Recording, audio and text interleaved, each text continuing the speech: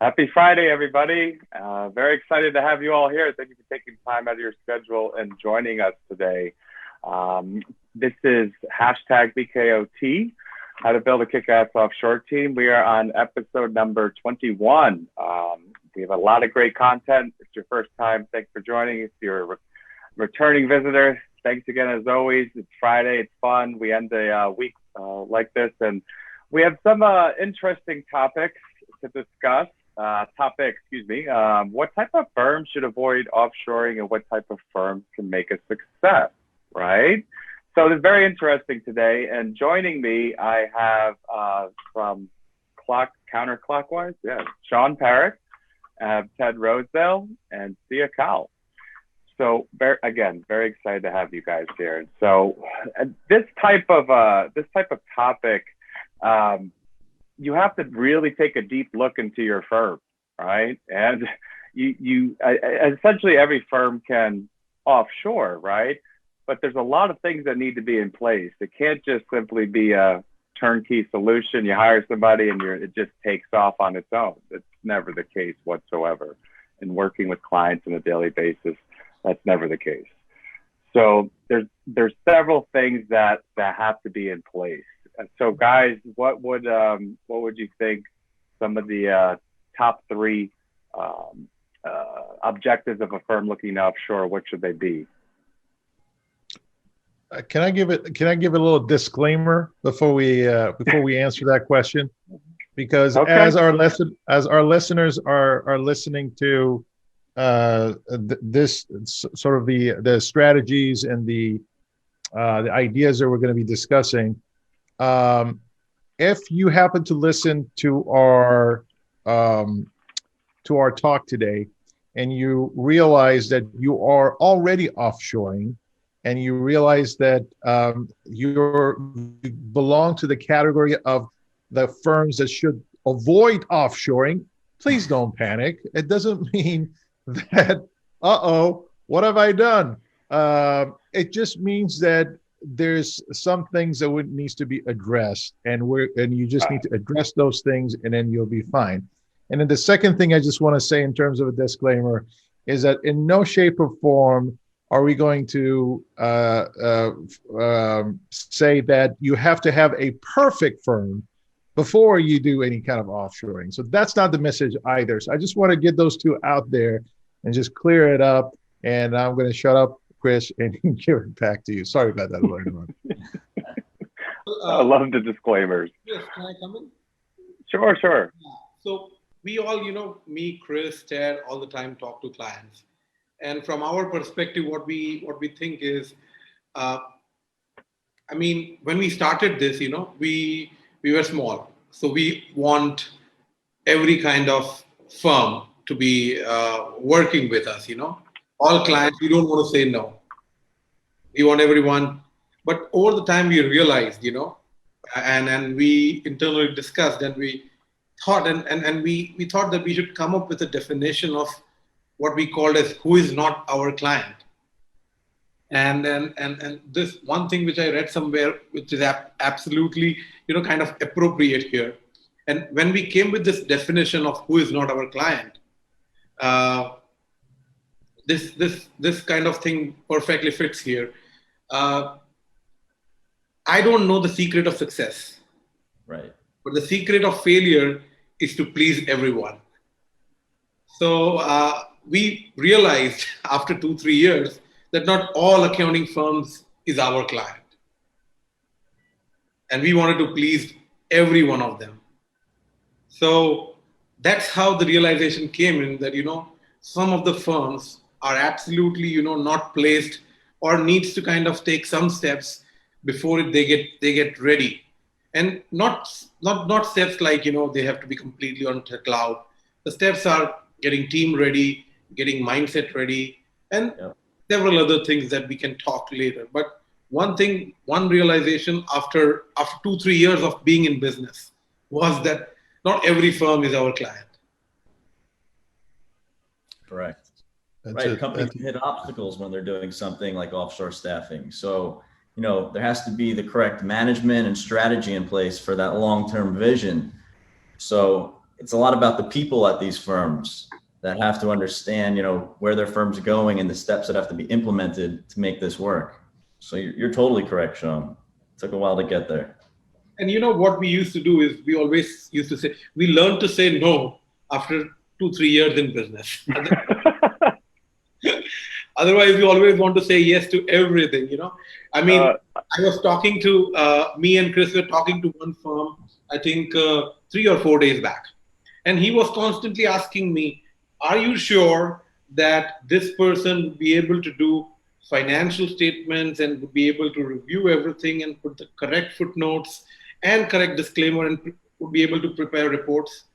I said, if I would have been able to predict future of success of anybody, well, I will not be talking to you. I'll be in Bahamas. Why would I be talking? I mean, we don't know the future at the end of the day. I told him frankly that, you know, it is basically both sides have to work to make it work. As simple as that. So we have learned to say no wherever, you know, it is required. That, you know, I told him that things, if not implemented, leads to failure. Right. So the things which, if you go ahead. If you fail to plan, then you plan to fail. People think it's literally a turnkey solution sometimes, but it's not the case. Yeah, there are two things that actually pops in my mind when it comes to when you should avoid offshoring. Let's just say if you're having problems in your communication with your team, if you're having issues developing trust in your team, that's probably offshoring is not the next thing you should be doing. And if you are in fact offshoring right now and you do have those two problems, those are the first two things you need to address in order to really capitalize on the opportunity you have with your offshoring staff. And so, you know, as CPAs, you're very often referred to as the trusted advisors. Question is, are you also the trusted leader? And that question needs to be asked from your team in a way that it could be anonymous, right? And be ready to accept the results of whatever it is. So communication and trust, if those are missing or there are challenges, they just get exasperated with offshoring. Yeah, I find that a lot of times working with clients, they haven't even brought it up to their team, and they ask me, should I tell them? And I say, yeah, this has to be a collaborative effort, right? I don't know why you're trying to, you know, sneak this in, and just trying to. You always want to have them part of this decision, right? Because they're probably going to be working with one of them eventually, and if your team has no idea about this, this is going to rub them the wrong way, whether or not, especially if it's there to help them. If you haven't communicated this, they're going to automatically think, oh, there goes my job, right? So that's just the mindset that they'll be in. And the whole time, the firm owner may have the objective of lessening and their workload and helping them and enabling them to do more, but he's trying to do things behind the scenes, and it's just, that's not a good setup. Yeah, you're absolutely right. You got to make it a team effort. A very funny example here. Ted's father owns an accounting firm, and he happens to be one of the partner in the business. I mean, Teddy works with us, and unfortunately, his own accounting firm, we are not able to implement offshore staffing there. But that's a first-hand example. We tried it, but the way they operate, it is so kind of, you know, he runs his business in a very, I would say, he's very hands-on with his business, and he runs like that. And possibly he tried, but I think Mike has many things going around him. So accounting firm of what, you know, 6-7 things he's doing. I think it's a good example of the partners in a firm. They really have to establish those effective processes, right? and manage the transition from their current setup to a team that could be completely remote. So right, if you're not ready for that transition and to manage that process from A to Z, yeah, it could fail. So you have to be a firm that's willing to adapt and, tackle, the communication barriers, understanding the cultural differences, and be able to, evolve. It's all about modernizing your firm. So it could be a very positive thing. So I think all firms can do this. You have to be ready to take those steps and do it properly.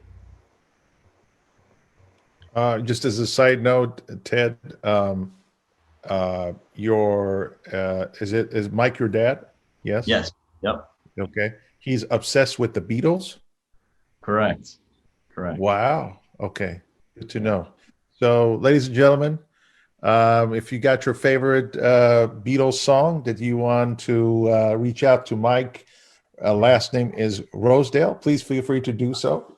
There you go. Reach out to him, let him know. And if he asks the question where you found the information, you can certainly blame his son, Ted, here. So good luck with that, Ted. We all have to listen to you maybe in the next podcast. Yeah. Yes. A tune and a song on offshoring, okay? We're in the process of writing the Entigrity theme song right now. So well, absolutely. Yeah. So just giving you a hard time, Ted, just because it's of course. Fun, of course, right? It's Friday after all, right? So yeah, I mean, I echo everything everyone just mentioned in terms of what makes it work. Workflow system. Before the COVID thing hit, there was something different about the workflow process dealing with offshoring versus your on-site team. There was a distinct difference in how you would do things with your offshore team versus with your on-site team. However, since this pandemic came about, we all went remote working, right? So all of a sudden, the ones who were already doing offshoring, they knew how to take that process they were doing and just implement it with their on-site team because they already had it in place, right?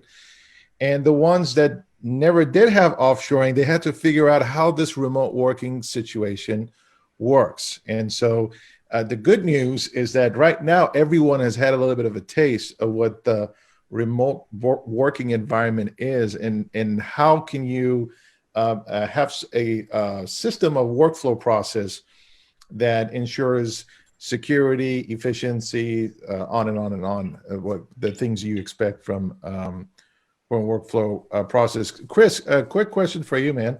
You've had plenty of experiences dealing with what goes right and what goes wrong with offshoring.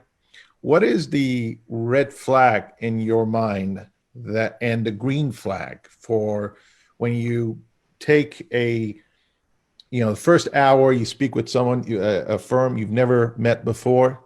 What's that one thing that it gives you the red and the green flag, whether this is worthwhile or not?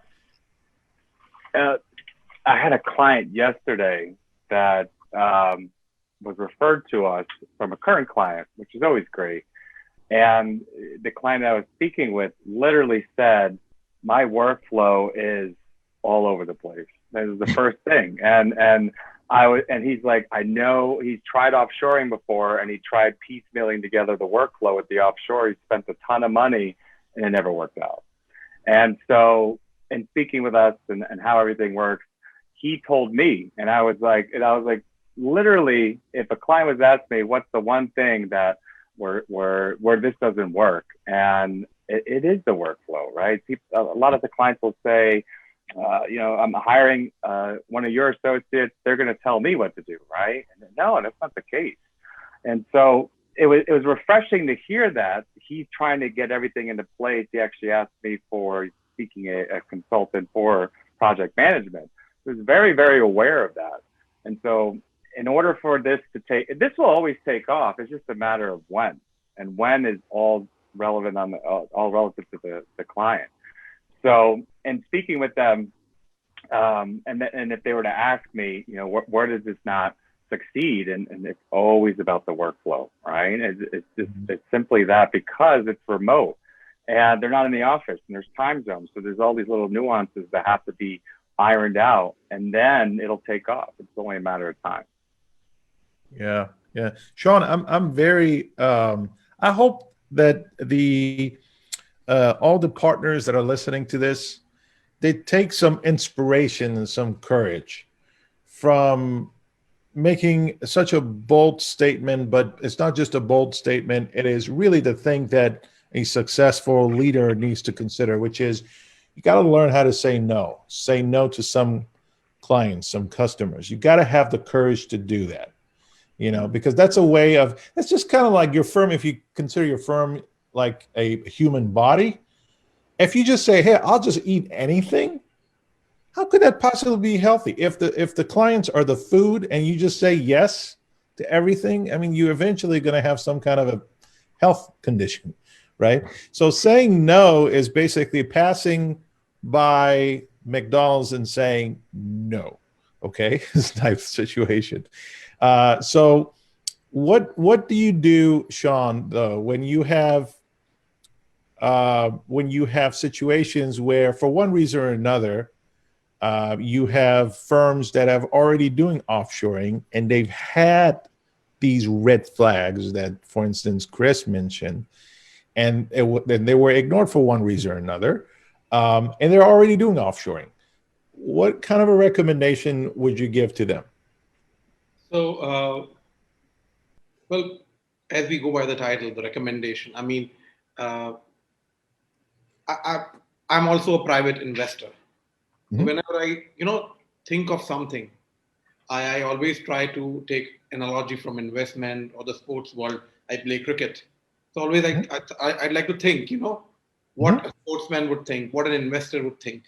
Mm-hmm. So let's say which person should avoid investing in stock market, or which it is good for which person. Mm-hmm. I mean, let's think it from that point. A person who wants quick money, wants 5 times money in 10 days, or who has short temperament, or a person who does not have any idea about capital or finance. Mm-hmm. Stock market is not for them. Yeah. The good thing is you should go to a fund manager, go to a portfolio manager, pay some fees there, and put the money and expect a decent return. Mm-hmm. Right. Well, somebody who is savvy, who knows diversification, who knows capital market, who analyzes there, who has financial knowledge, and most of all, who is in for a longer term. Mm-hmm. Yes. But that goes true with even offshore staffing. If you're not in for longer term, if you're not in for 5 minutes, if you're not in for 5 years, you should be not in for 5 minutes. Yeah. That's how I always say. So that's when we talk about when you talk about recommendation, the analogy is similar, that if you're super traditional, paper driven completely, if you think that the median age of your team is beyond 50 or 55, not just yours. I mean, owners and partner are pretty agile, because ultimately it's a positive impact on your profitability. But when your team's median age is, not to offend senior age citizens, but sometimes it's difficult to change and then difficult to adapt. So these are some of the situations where it's very difficult to implement, and the recommendation would be evaluation of your own firm, not just going by what benefits offshore staffing is going to bring, because you're not going for a Black Friday shopping because it's cheap. I'm going to buy everything right away. Right. So it's not like that. And this is what we have observed. I mean, real-time example is, again, I'll go back to Mike, Ted's father. When I met him, Mike has another partner in the firm. And he was so excited that even in first meeting that, we're going to ramp this up and we're going to hire 6 people in 1 year. That's how excitement was. And in 1 month, you realize he's not picking up my phone. Well, Sean, you bring up a good point. I just want to add this one thing. It's, you know, if the top reason to offshore is to benefit from like lower cost, that is definitely not the only reason to do this. You know, that might be actually a reason you could fail. You know, there's a lot involved in this, and you definitely have to be prepared. So like you said with the stock market, you have to think long term. You can't go for that quick hit. So definitely that strategy of getting 6 people is a great strategy, but you have to know how to implement that. You remember that meeting I had with your dad and I'm forgetting the name of the partner. Of course, with Ed. Yeah, I remember. Yeah. Ed. Yeah. And Mike told me, I still remember, that if you can convince my partner, you can convince anybody in America to do offshoring. Funny story. It was great. And apparently Ed is also a Jets fan, and Ed thinks that he's got the most amazing kids in the world based on what's on the website. So anyone who wants to challenge Ed can also reach out to Ed in regards. Yeah. What are you with Google? Have you? I'm on the firm's website because I want to familiarize myself a little bit more with. You have to be careful. CIA stalking. Yes, I am doing a little bit of the magic of Google. The magic of Google. The Google. I went to the Google and he fixed it all. Or she. One more thing. After a very good point, you know, which Ted brought up. We always say that this offshoring is not for the one who think it is a junk, or who thinks it's a slam dunk. So one who thinks that that's good. Yeah, so it's neither of them, you know? So you think that it's an easy, you know, thing because it's happening at so low cost? No, it doesn't work like that. Right. Yeah, to drive the point home, not that we need another analogy, but it is the best way that I think about offshoring is that if your marriage is suffering, when has ever been a good idea to say, hey, I know how to fix it. Let's have a kid. That's going to fix everything. It's going to fix our communication. It's going to fix the way we do. I mean, that's going to just be wonderful. When did that ever help anything? Believe me, talk to my parents, they will tell you it doesn't work, folks. We had Sia and it didn't fix anything. So the point is, look, it doesn't mean that you cannot work on the things that are weak. It just means that it's not the right time. You know, speaking of children, they ask you for things and sometimes you say yes, sometimes you say no, and sometimes you say not yet. And in most of these cases, it's just all we're saying is that if there's a red flag, it's just not yet. Those are the components you need to work on. Now, by the way, you don't stop working on those things just because you've got them figured out and now you're offshoring. As a matter of fact, you obsess over them. You know, best things in life, they take time. They take time. Sean mentioned 5 years. Definitely. You know, you show me a good, and then going back to this, a good marriage, and I'll show you years of them both working on it together. Same thing with firms. You show me a good firm, I'll show you some partners that were persistent, that failure wasn't an option. And it wasn't about how many times actually they fail, it was about how many times they get back up and they kept working on it. And so offshoring 5 years, absolutely. Absolutely. However, let me just add this. Also, time doesn't heal all wounds. It doesn't. I wish it did, but it really doesn't. So what we're not suggesting is wait around and then with time, things are going to just get fixed. Is you got to do something about it.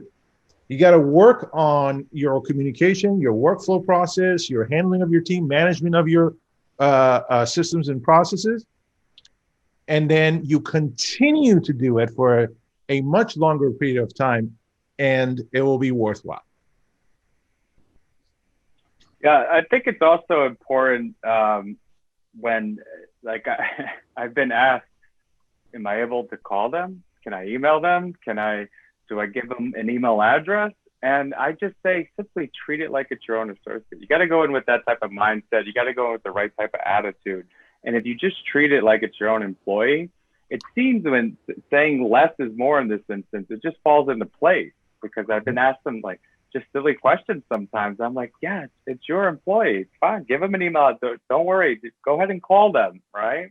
And so you have to have the right attitude and mindset to make them part of your team, and the long-term solution as well. And long-term doesn't have to always mean, you know, full-time. You gradually scale and grow as your firm grows as well. And it's all about complementing. And so it's just a nice gradual approach with a good attitude, and this will work. And in some clients, you know what happens? So there are some clients who are want-based clients. So they know that they can do it. We have experience of working with so many accounting firms. So I'm not saying that we have faced all kind of problems, but you know, we have faced, you know, a finite number of problems with different kinds of firms. Sometimes the difficulty on my side, on Chris' side, or on Tess' side, I think they'll identify with it, is we advise them that, you know, be prepared, this is going to happen. You know, sometimes they think that, you know, it's completely extreme. Some people, you know, are not able to figure out, and before even exploring further or trying further, just give up, just get scared. And some people, you know, they would not listen to anything. They'll just start off, you know, and they will fall apart very quickly. Very, very quickly. So that's one of the challenges that we face. Of course, we are improving upon our communication. And first thing, you know, what we did this year was we have to do this right at the beginning. Right at the beginning. Otherwise, you know, we see at the end of the day, what happens is whether we want to accept it or not, it's a relationship.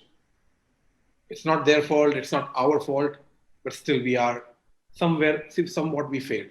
And we don't want that. We are at this juncture in a business that we are happy not adding 5 firms, but it is more painful that we lose 1 firm. Things were different than it was 6-7 years before. So right now, when you ask us that you should have the guts of saying no, we never had a choice in first 2-3 years, honestly speaking. You know, we never had that choice. Today, because we are stable, we are there, we are cautious now, much more in taking clients. Not that we are not welcoming, we are excited to work with everyone out there, and we want everyone of them, you know, working with us. But yes, as I said, we don't want to fail. As I said, the secret of not failing is we understand that we cannot please everyone. Yeah. And you probably are pickier now than you were on day one in terms of who you hire too, right?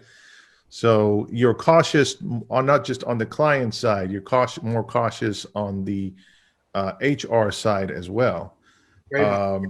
And I wonder if Ted or Chris, you guys can share something in regards to firms that don't spend as much time and due diligence up front with who they hire may experience more difficulties with offshoring than the ones that do. Any instances you guys can think of that our audience would want to hear? Let me add one. I'll add one thing here for sure. You know, and this has a lot to do with the firm's management style. We have spoken to clients or prospects who basically said, "Hey, just assign me any old accountant. Just give us somebody. We're ready to start tomorrow. I don't want to interview anybody. Just give me an accountant. I'm ready to do this." You know, we then tell them, this is going to be very successful only if you take the time to interview the candidates, speak to them, learn who you could potentially work with, ask them questions, because you're going to be having, as Sean said, this is a relationship. We can't just assign an accountant to you. The same way you can't just go on to LinkedIn, pick a random person and hire them in your office. It doesn't work that way. It's never going to be successful. So, you know, there's that mindset. You have to take the time and set this up properly from the beginning. Get to meet our accountants, select who you want to work with. That's the beauty of working with us. Absolutely, Ted. And you know, one of the and one of the things they want all the success that they get with their onshore team member. Yeah. But they don't want to take any pain which they typically take in hiring and managing the onshore team member. So Right. that's a little contradicting or a little paradoxical perspective that they end up asking, do you think that it's go? I mean, do you think he's going to work, or do you think this is going to happen? They want to premeditate us and ask questions. I said, we are taking a judgment the way you are taking a judgment, and we have had our fair share of failures. And if I know everything, Well, you don't have a crystal ball to know to tell people what's going to happen. Yeah, I mean, the thing is, at some time ago in the industry of offshoring, and it's just to a certain degree even today that exists in other providers I've seen, is that unfortunately there is this in the way they market to accounting firms is in such a way that it gives the responsibilities a little bit on the industry itself rather than on the provider sometimes as it is on the accountants. And so without mentioning any names here, but I personally know that there are some providers out there that they give such this image of it's just going to fix everything. The only thing it won't do is it make you a turkey sandwich. Other than that, it does everything for, I mean, what are you waiting for, right? And unfortunately, a realistic expectation is not set at the price of wanting to get someone excited about offshoring. When in reality, if you're a prudent, mature leader, you understand, as Sean said, just like anything else, you've got to invest time, effort, and energy, like Chris and Ted mentioned, to invest in those people, in their hiring and making sure they're the right people, and then never stop continuing to pour out things to them. And then that means one of the other flags, whether if it's red or green, it depends on whether you have it or not, if training is a priority in your organization. If training is not a priority in your organization, you're dead in the waters. Whether you go offshoring or not, you have a problem. You got to resolve it. If training is in fact a priority and you want to continue to train your team, regardless of offshore or onshore, then you're good. Then that's good, because then that means you're investing, you're caring about the I feel like I'm rambling on. I'm going to stop now. No. Making good points. Solid, Sia, solid. But yeah, just some final thoughts is like Ted said, it's spot on. Right in the beginning, I would give an option. I was like, yeah, you can interview them, give them a call, Zoom, see the resume, pick. Now they're like, how do we do the interview? I'm like, Zoom. I just set the expectation. No more flexibility, because if you just go into it and we assign you somebody and then it doesn't work out, then all the blame and fault's on us. And it's just that's not a relationship whatsoever. All right. And so just having that attitude, going into this of treating it like your own employee, and it'll work. It'll definitely work. Absolutely. And then I remember how many times I told Sean no to those clients, and he said yes. Oh God, I remember those days. I was like, no. Sean's like, yes. I was like, here we go. Yeah, those were the good days. That's funny. That's great. Sometimes I have those, Chris, those conversations happen in me, but not with anyone else. That's the crazy part about it, right? Like I'm telling myself, I'm saying I shouldn't be. No, well, maybe I should. No, I shouldn't. Let's think about that for just a moment. Let's not be too hasty. Let's analyze this, But the human factor of all of this is that, the heart wants what the heart wants, right? So whatever it's going on in your head, whatever your perception is, your heart, when it puts that stamp for it, your brain goes to work, bends over backward to justify it, right? And so I think that overall we had a good conversation today in regards to what are the things that the firms should pay attention to in terms of offshoring, whether if it's the right time. It's really more of a timing issue than, reprimanding you for not being ready. It just depends on where you are in the season of your firm. And hopefully, with everything we just discussed, there was enough good out there that you guys can go and think about. And by the way, I don't think Sean minds it. I don't think Chris or Ted mind it. If you guys have any follow-up questions or something that triggers something in your mind, and you really want to go a little bit more in depth in terms of... we are going to discuss this in our forthcoming conference. So we would like to invite firms. That's the follow-up, right? Yes. So, yeah, I mean, you're talking about Accountable 2020? Yes, of course. That's the only conference we're doing. The only one I've been obsessing over for the past. I feel like I've been obsessing about it since the day I was born, frankly. But yes, Accountable 2020. It is being held on November 12th and 13th, and it's going to be a workshop, and it won't be boring. It won't be boring. I promise you can have some fun and learn some things, and to actually work on your business instead of working in your business. For the Entigrity clientele, for anyone who is a member of Entigrity, just so you know, we're bringing you Accountable 2020 in association with Entigrity and with MYCPE. It is a joint effort. We are all a piece of the bigger puzzle, and what we've done is that we put it all together so that we can give you the best of the best that we have, and hopefully it will impact your business and upgrade your performance. But for those of you who are clients of Entigrity, you can use a discount code of let me see if I can think about this. E as in Edward, N as in Nancy, T as in Tom, ENT, that stands for Entigrity 2020. If you go to registration page, click on the blue link that gives you the option for a promo code, and use ENT 2020, and you will get 65% discount. Only reserved for Entigrity. For those of you, go to accountablefirms.com. Not Accountable 2020. Chris. Thank you. As I mentioned, I'm only a piece of the puzzle. The other piece is right below me in this box, you see. And his name is Chris. And Chris is right. Accountablefirms.com. Thank you.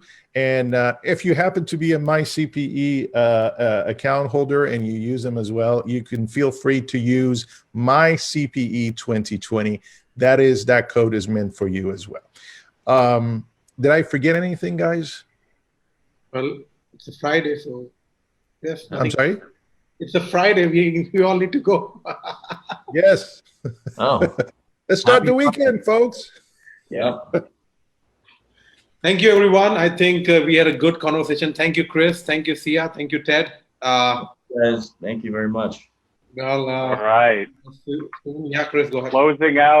Closing out hashtag #BKOT episode 21. Thanks everybody for joining. Have an amazing weekend. Stay safe and sound, and we will see you soon with more fun topics to talk about. Thanks, guys. Hey, ciao, everybody. Take care.